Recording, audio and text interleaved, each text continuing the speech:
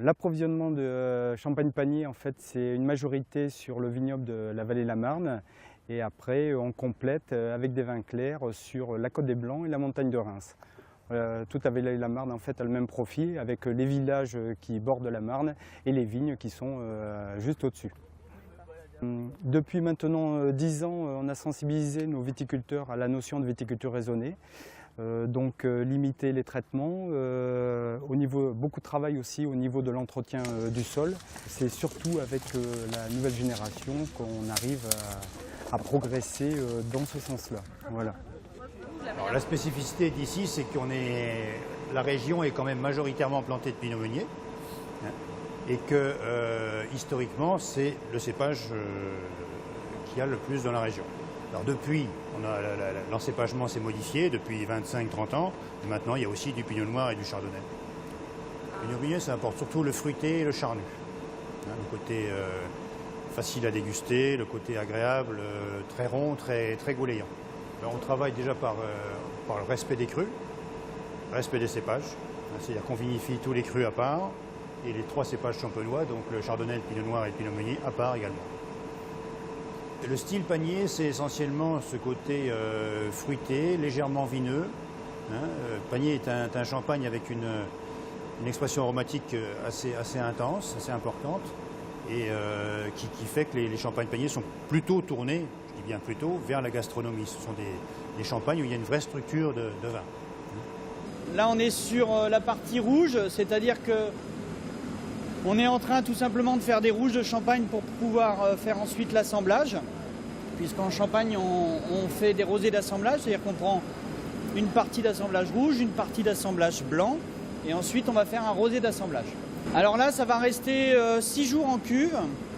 Tout simplement pourquoi? Pour éviter de trop tirer de matière tannique, avoir, je dirais, le meilleur compromis entre la couleur et un fruité très facile, très gourmand, qu'on va pouvoir intégrer dans les assemblages rosés. Nos rosés sont à la fois élégants et fruités, gourmands, et donc il ne faut pas qu'on fasse de macération longue, ça n'a aucun intérêt. Nous, ce qu'on recherche, c'est la couleur et le fruité. On a une petite particularité dans la maison Panier, c'est tout simplement ce qu'on appelle les rosés de saignée. Les rosés de saignée sont des rosés traditionnels, il y a peu de maisons qui en font. Et donc là, tout simplement, on va faire une macération de raisins en cuve. Et quand on va commencer à avoir une délicate couleur rosée, à ce moment-là, on va pratiquer une saignée. Et cette saignée, en fait, va être élevée et vinifiée séparément pour donner ce qu'on appelle des rosés de saignée. Chez nous, c'est l'égérie rosée ou le rosé velours. Donc maintenant, on va goûter une égérie rosée, qui est un rosé de saignée, donc qui a été élaboré par la méthode, on va dire, traditionnelle, ancestrale.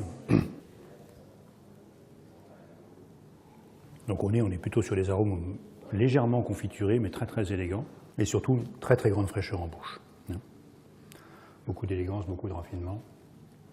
En plus, c'est un rosé sur lequel on n'effectue pas la fermentation malolactique, donc pour garder cette fraîcheur, cette vivacité en finale qui va finir le vin en bouche et qui va laisser une impression de légèreté et d'élégance. Le rosé de saignée, de par sa technique, a un côté déjà plus vineux.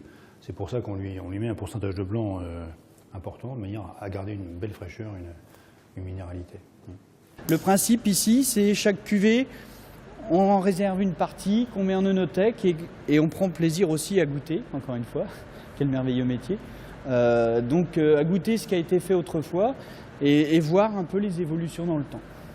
Alors là, vous avez un entonnage. Il est clair qu'on peut se permettre de faire des choses comme ça parce qu'effectivement, on a entre guillemets les moyens de le faire. Ces vins-là ne rentreront pas dans la composition de nos vins. Ils seront élevés séparément, tirés en prise de mousse séparée pour créer une œnothèque.